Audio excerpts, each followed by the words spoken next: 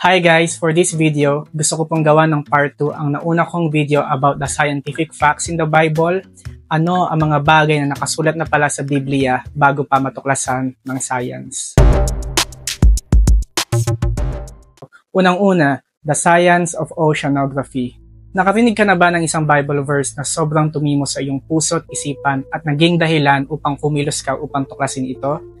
Iyan ang nangyari kay Matthew Fontaine Maury na kilala bilang the father of oceanography. Si Matthew Maury ay isang American naval officer at isa ring Kristiyano na maalam sa Biblia at nagkaroon ng tagpo sa kanyang buhay na nagkaroon siya ng malubhang sakit at habang nakaratay ay sinabihan niya ang kanyang anak na basahin sa kanya ang Biblia.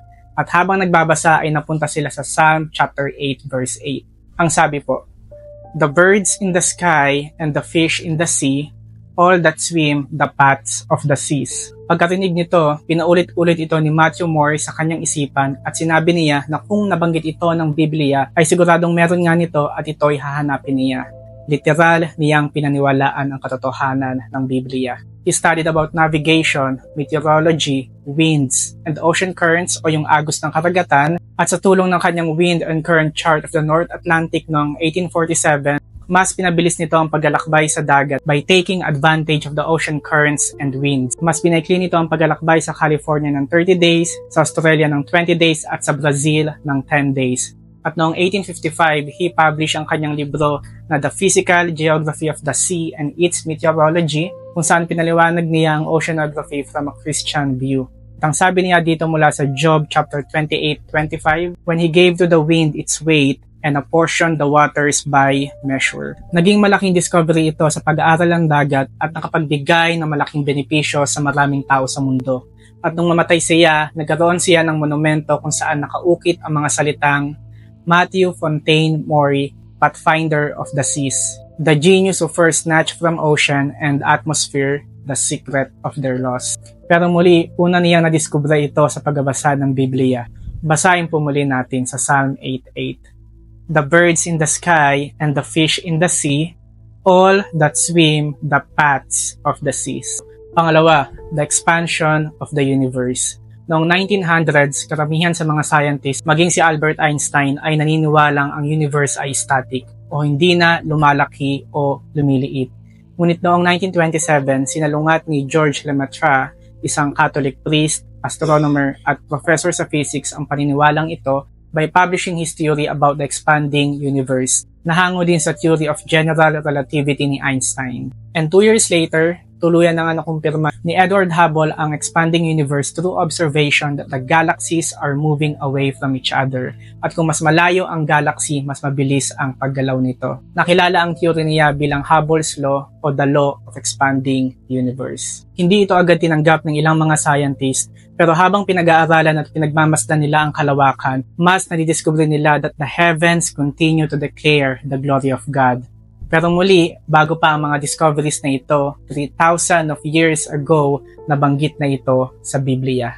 Ang sabi po sa Isaiah chapter 42 verse 22, "He stretches out the heavens like a canopy and spreads them out like a tent to live in." Sa Isaiah chapter 42 verse 5 naman, "This is what God the Lord says, the creator of the heavens who stretches them out." And sa Job 9:8, "He alone stretches out the heavens." Mag-isa niyang inilatag ang sangkalangitan. At marami pang verses na nagsasabi that God is stretching out the heavens.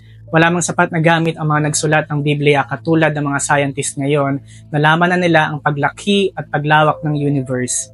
Bakit? Dahil sinabi na ito ng Panginoon sa Biblia. Pangatlo, the life is in the blood. Sa kasulukuyang panahon, alam natin ang kahalagahan ng dugo. Mamamatay tayo kung wala nito. Ngunit naging malinaw lang iyan noong 1616 nang matuklasan ng scientist na si William Harvey ang circulation ng dugo sa ating katawan, kung paano naghahatid ito ng nutrients to every cell of our body, including oxygen, vitamins, and minerals, at kung paanong tinatanggal nito ang mga waste sa ating katawan. Ang nakakalungkot, bago ang discovery na iyan, hindi pinansin ng mga scientist ang Biblia. Kahit isa sa mga paraan ng medical practice sa mga tao ay ang bloodletting, kung saan tinatanggal ang dugo sa katawan sa paggamot sa mga tao. Marami ang namatay dahil dito, at isa na nga dyan si George Washington. He was bled to death. Kaya't after this discovery about the blood, unti-unting natigil ang practice na ito. Ngunit muli, matagal na itong sinabi sa Biblia. Ang sabi po sa Leviticus chapter 17 verse 11, "For the life of a creature is in the blood, sapagkat ang buhay ay nasa dugo." Ngayon, kinikilala na ito ng science, and instead of bloodletting, blood transfusion ang ginagawa ng mga doktor dahil kumpirmado na ang kahalagahan ng dugo sa ating katawan. Isa itong patunay sa kahanga-hangang patotoo ng Biblia na kung ating paniniwalaan at susundin ay makakapagligtas ng pisikal na buhay. Pang-apat, first law of thermodynamics. Sa mga mahilig sa science, baka natatandaan nyo pa ang topic na ito sa school.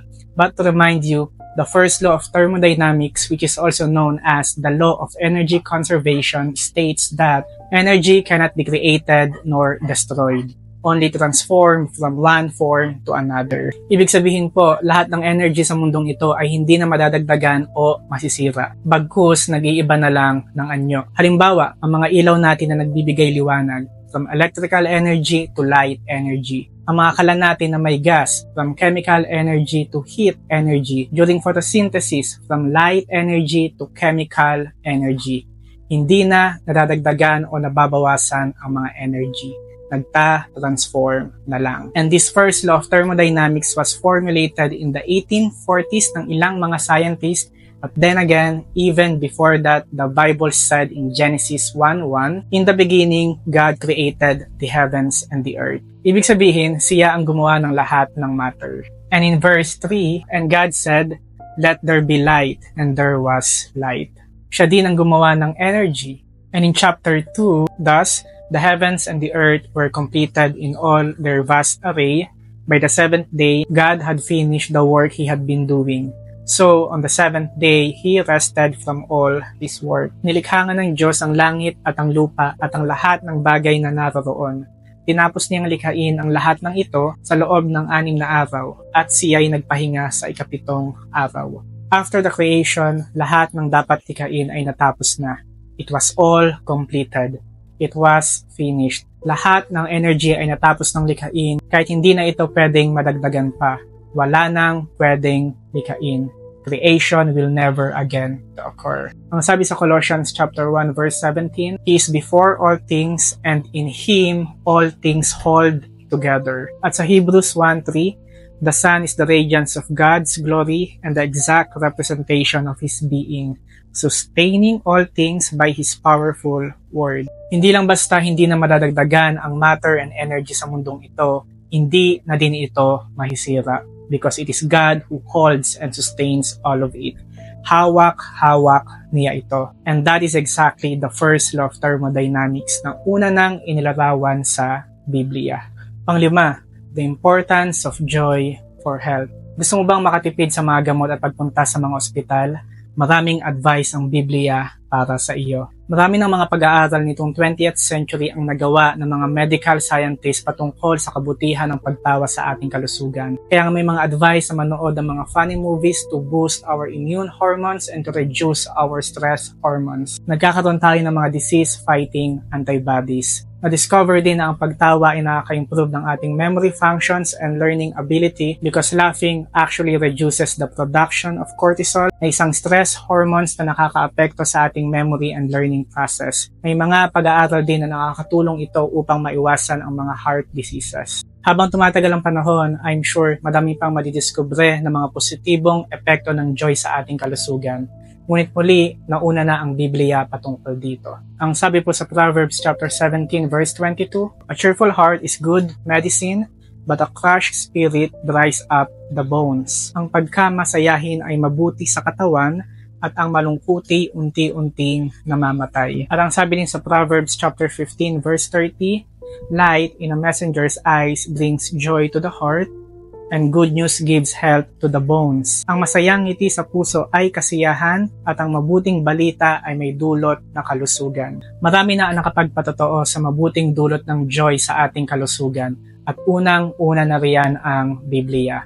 Thousands of years ago, alam na ng Biblia that joy is important for our health. Bakit?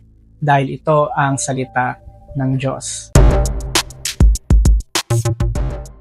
Hi guys! Welcome back to my vlog and maraming salamat sa panonood ng video na ito. And kung nag-enjoy ka, please like this video and subscribe to this channel and panoorin mo din yung unang parte ng video na ito. Ano ang mga scientific facts na una nang binanggit sa Biblia? God bless you.